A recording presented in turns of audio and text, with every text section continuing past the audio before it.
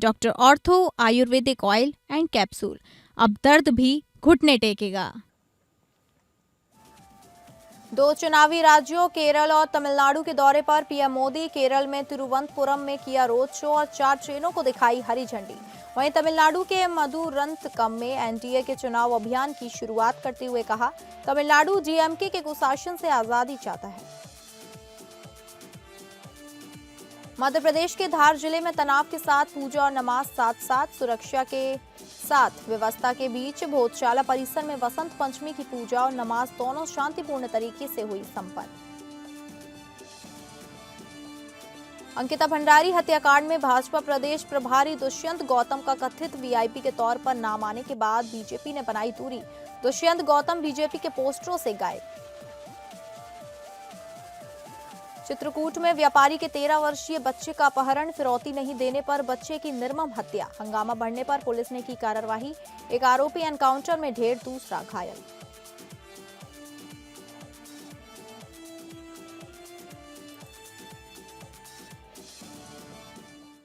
नमस्कार, आप सभी का स्वागत है और मैं हूं आपके साथ अंकिता सिंह। बुलेटिन की शुरुआत करेंगे जहां प्रधानमंत्री नरेंद्र मोदी आज चुनावी राज्य केरल और तमिलनाडु के दौरे पर रहे, जहां उन्होंने कई विकासात्मक परियोजनाओं का उद्घाटन और शिलान्यास किया।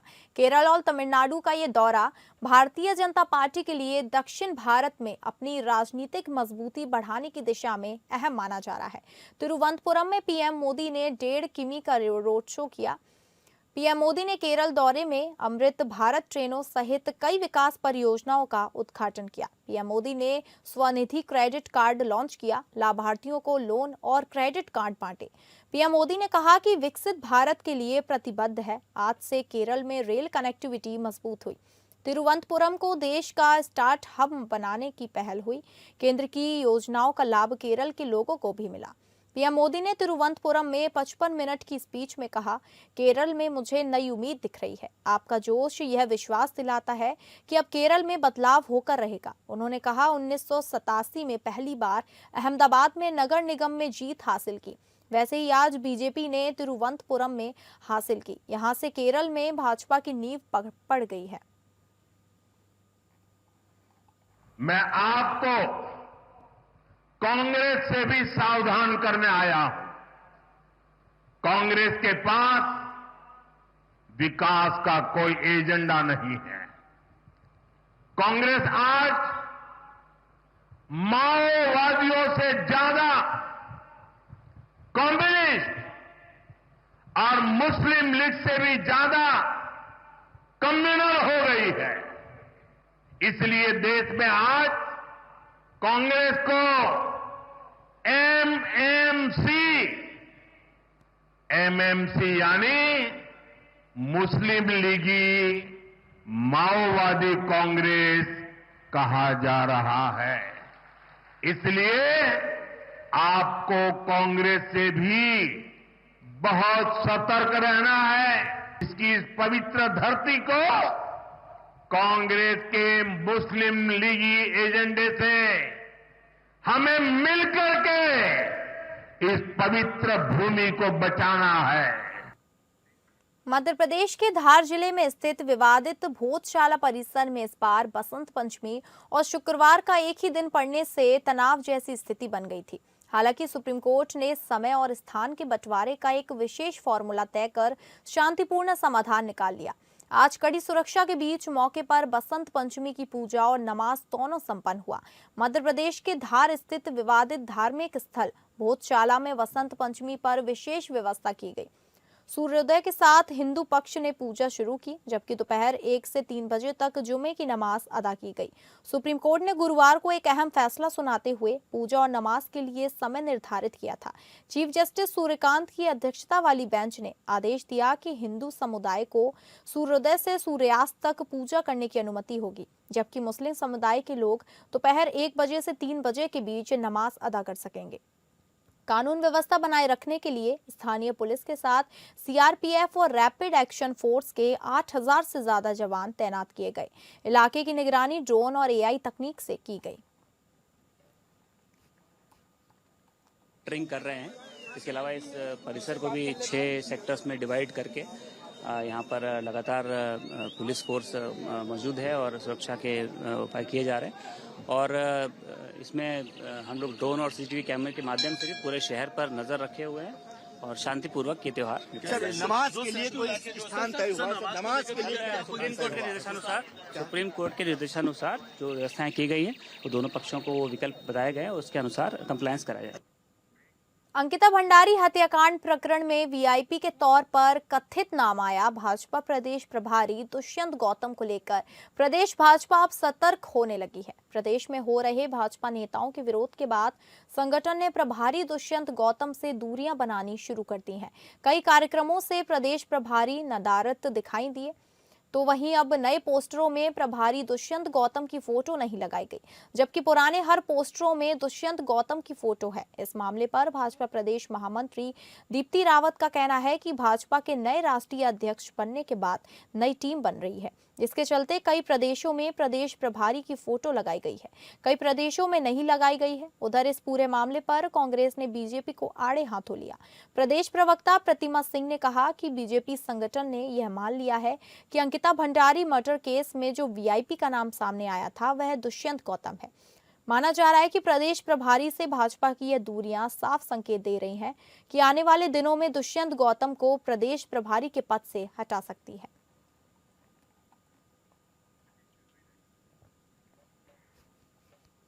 राष्ट्र की सीमाओं की रक्षा में सदैव अग्रिम पंक्ति में खड़े भारत तिब्बत सीमा पुलिस बल के हिमवीर एक बार फिर राष्ट्रभक्ति, शक्ति, शांति और बलिदान की कसौटियों पर खरे उतरने दिखाई दिए हैं। लोहाहाट के छमनिया चौड़ स्थित आईटीबीपी की 36वीं वाहिनी का पूरा परिसर गणतंत्र दिवस की आहट के साथ तिरंगे की रोशनी और देशभक्ति के रंगों से जगमगा उठा है। रंग बिरंगी विद्युत सज्जा से सुसज्जित यह परिसर न केवल गणतंत्र दिवस के आगमन का संदेश दे रहा है, बल्कि हर आने जाने वाले को आओ मिलकर राष्ट्रवाद, संविधान और राष्ट्रीय अस्मिता की रक्षा का संकल्प लें का आह्वान भी कर रहा है। चारों ओर गूंजते देशभक्ति के नारे, अनुशासन में खड़े हिमवीरों की दृढ़ आकृतियां और राष्ट्र सेवा के प्रति समर्पित भावनाएं, यह दृश्य हर व्यक्ति के मन मस्तिष्क को राष्ट्रभाव से तरंगित कर रहा है। जवानों की हर गतिविधि, हर स्वर, हर कदम भारत माता के प्रति अटूट आस्था और निष्ठा का प्रतीक बनकर उभर रहा है। इस अवसर पर 36वीं वाहिनी के कमांडेंट संजय कुमार ने कहा कि गणतंत्र दिवस केवल उत्सव नहीं बल्कि आत्म मंथन का अवसर है। यह पर्व हमें हमारी राष्ट्रभक्ति की क्षमता को परखने और देश सेवा के नए संकल्प लेने की प्रेरणा देता है। साथ ही ये भी याद दिलाता है कि जिस देश से हम सब कुछ पाते हैं उसके लिए हम बदलने में क्या दे रहे हैं। यही सच्चा राष्ट्र धर्म है। आईटीबीपी के हिमवीरों का ये संदेश स्पष्ट है कि राष्ट्र की सेवा केवल सीमा पर नहीं बल्कि विचार, संकल्प और आचरण में भी होनी चाहिए। गणतंत्र दिवस की यह रोशनी आने वाली पीढ़ियों को संविधान, एकता और अखंडता की रक्षा का मार्ग दिखा रही है।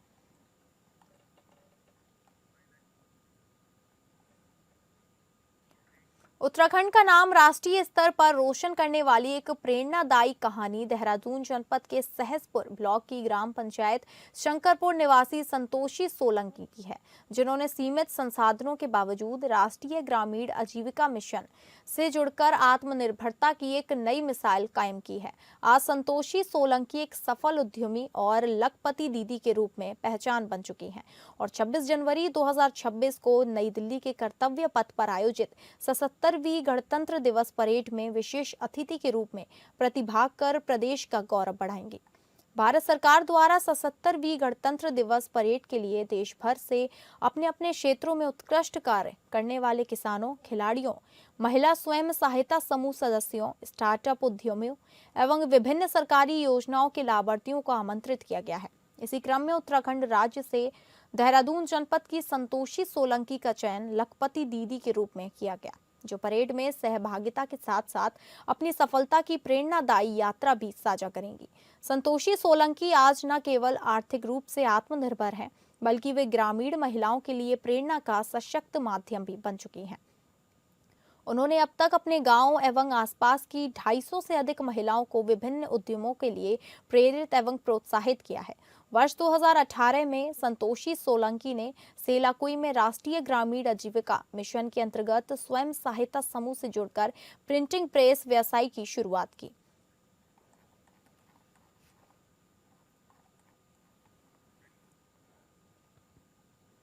दिल्ली के राष्ट्रीय रंगशाला कैंप में आयोजित गणतंत्र दिवस पूर्व सांस्कृतिक संध्या झंकार में उत्तर प्रदेश की टीम ने बाजी मारी है। यूपी की टीम ने रक्त बीज बध के कथानक पर आधारित ओजपूर्ण बुंदेली लोक नृत्य प्रस्तुत किया। इस दल में बुंदेलखंड क्षेत्र के कुशल लोक कलाकारों ने अपनी कला का प्रदर्शन किया, जिसमें देवी दुर्गा द्वारा असुर रक्त बीज के संहार के दृश्य को नृत्य के माध्यम से जीवंत किया गया।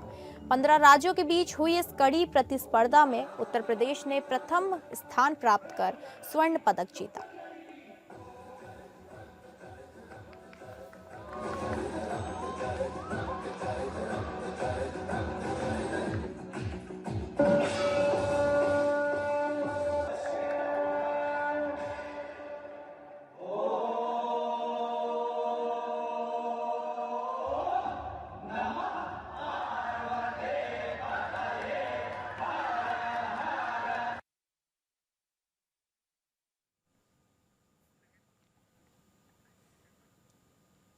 छत्तीसगढ़ की राजधानी नवा रायपुर एक बार फिर साहित्य, संस्कृति और विचारों के संगम की साक्षी बन रही है। रायपुर साहित्य उत्सव 2026 का आज भव्य शुभारंभ हुआ, जहां देश भर के ख्यातनाम साहित्यकार, विचारक, कलाकार और बुद्धिजीवी एक मंच पर जुटे।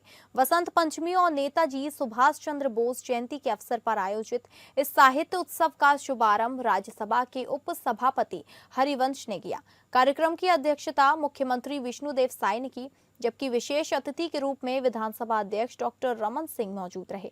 उद्घाटन सत्र में वंदे मातरम, भारत के नवजागरण का प्रभाव विश्व पर संवाद हुआ, जिसमें राष्ट्रीय स्वयंसेवक संघ के वरिष्ठ विचारक जे नंद कुमार और प्रख्यात लेखक डॉक्टर ADN वाजपेयी ने अपने विचार रखे। उत्सव के पहले ही दिन समकालीन महिला लेखन, डिजिटल साहित्य, कविता की नई चाल और जेंजी सोशल मीडिया और रचनात्मक जैसे विषयों पर गहन परिचर्चाएं आयोजित की गई, जिनमें देश की जानी मानी लेखिकाओं, लेखकों और प्रकाशनों ने भाग लिया।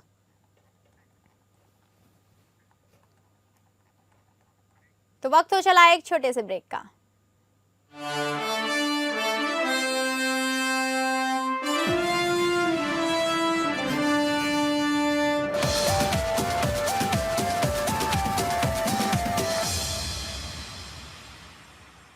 जहां चित्रकूट जिले में मासूम बच्चे के अपहरण और हत्या के आरोपी कल्लू को पुलिस मुठभेड़ में ढेर कर दिया गया है, वहीं एक अन्य आरोपी इरफान के भी पैर में गोली लगी है।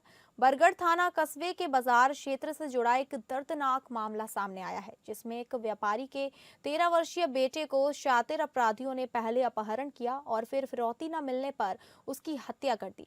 कल शाम करीब 6 बजे बरगढ़ बाजार से आरोपियों ने किशोर को बहला फुसलाकर अपने साथ ले गए। परिवार द्वारा इसकी जानकारी पुलिस को देने के साथ ही इधर से फिरौती की मांग भी की गई। परिजनों द्वारा फिरौती न देने पर आरोपियों ने युवक की हत्या कर दी। पुलिस जांच और सीसीटीवी फुटेज में खुलासा हुआ कि आरोपी इरफान 10 दिसंबर तक व्यापारी के घर में किराए पर रहता था। अनबन के कारण कमरा खाली करने के बाद उसने लिए अपने एक साथी के साथ मिलकर षड्यंत्र रचा। फिलहाल शुक्रवार तड़के पुलिस ने हत्यारोपी कल्लू को एनकाउंटर में ढेर कर दिया है।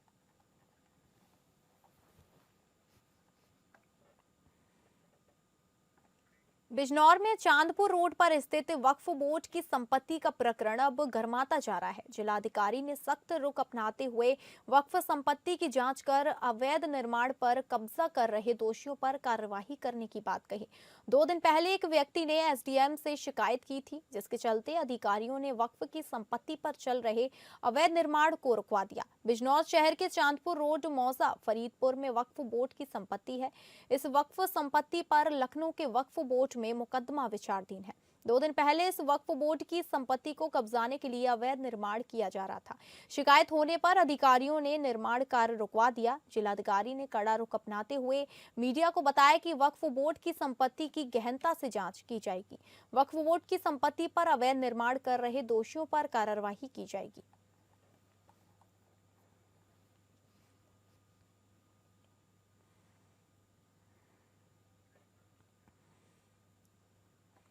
कानपुर के धनकुंटी में पुलिस ने बड़ी छापेमारी की है। हवाले का करोड़ों को कारोबार करने वाले के पास से पुलिस ने लगभग 2 करोड़ का कैश और लगभग 60 किलो चांदी, जिसकी कीमत पुलिस अधिकारियों ने अनुसार 2 करोड़ के आसपास बताई जा रही है, बरामद की गई है। इस तरह से कुल 4 करोड़ का भांडाफोड़ पुलिस द्वारा किया गया, जिसमें नेपाली करेंसी भी बरामद हुई एवं 5 सदस्यों को गिरफ्तार किया गया। हालांकि पुलिस की माने तो इस सिंडिकेट से जुड़े हुए और भी लोग जिले में सक्रिय हो सकते हैं। पुलिस को लंबे समय से सूचना प्राप्त हो रही थी, जिस पर पुलिस द्वारा छापेमारी की गई।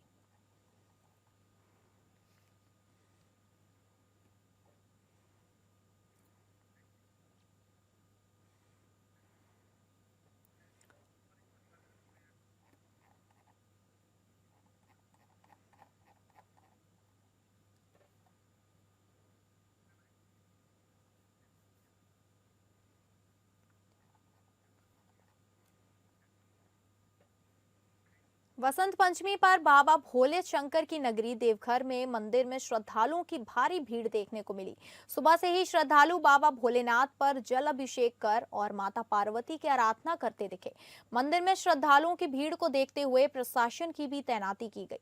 सुबह से ही श्रद्धालु मंदिर में भी लगातार भगवान भोलेनाथ का दर्शन करने के लिए इंतजार करते दिखे। बसंत पंचमी के मौके पर श्रद्धालु अपने और अपने परिवार के बेहतर भविष्य की कामना करते दिखे। मंदिर प्रबंधन की तरफ से रमेश परिहार ने बताया कि आज बाबा का तिलक उत्सव मनाया जा रहा है। पौराणिक मान्यताओं के अनुसार उनके ससुराल के लोग यहां पर जाकर भगवान भोलेनाथ को जल चढ़ा रहे हैं और उन्हें शादी के लिए आमंत्रित कर रहे हैं।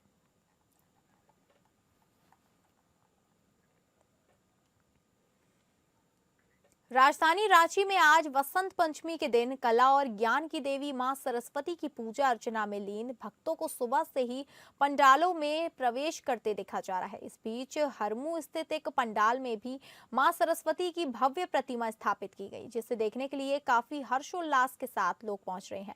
तो वहीं पंडाल परिसर पहुंचकर हमारी संवाददाता तृप्ति सिंह ने भी भक्तिपूर्ण माहौल का जायजा लिया। के हरमू में भी बड़ी भव्य तरीके से मां सरस्वती की पूजा अर्चना की जा रही है।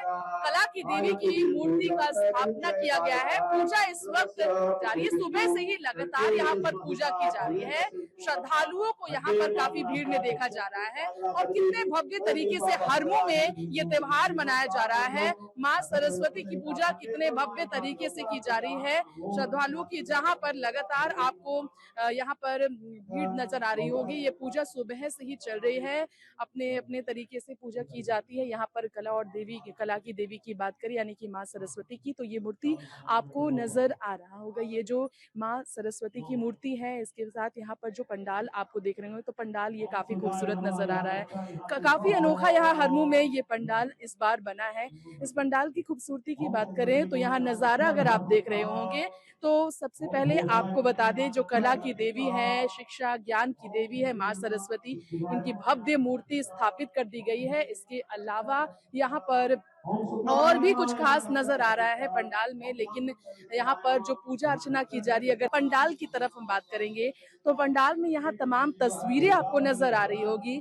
माँ पार्वती, शिव जी की तस्वीर और माँ की अनेकों रूप की ये तस्वीरें। अब दूसरी लाइन पर अगर आप देख रहे होंगे तो देवी दुर्गा, लक्ष्मी, सरस्वती और माता रानी की जितनी भी जितने भी अवतार हैं, उन तस्वीरों को यहाँ पर रखा गया है। कितनी खूबसूरत तरीके से ये पंडाल बनाया गया आप देख सकते हैं। इसके अलावा मोर यहाँ पर है और यानी कि यहाँ पर अगर हिंदुओं के धर्म की बात करें तो हिंदुओं के धर्म के अनुसार जो जितने भी देवी देवताएं हैं, उन सभी देवी देवताओं की खास रूप को यहाँ पर सजाया गया है। ये श्रद्धालुओं को यहाँ पर खूबसूरती दिखाने के लिए किस तरीके से लाइट्स और तरह तरह के अम्ब्रेले डेकोरेशंस के आइटम नजर आ रहे हैं, जो कि रात में खास तौर पर रात में शाम में नजारा खूबसूरत देखने को मिलेगा। इसके अलावा यहाँ पर चंदेलियन है और काफी बड़े एरिया में ये मां सरस्वती की पूजा अर्चना की जा रही है और लगातार पूजा चल रहा है। यहाँ पर सुबह से ही पूजा अर्चना की जा रही है और लोगों में खासा उत्साह भी देखने को मिल रहा है। फिलहाल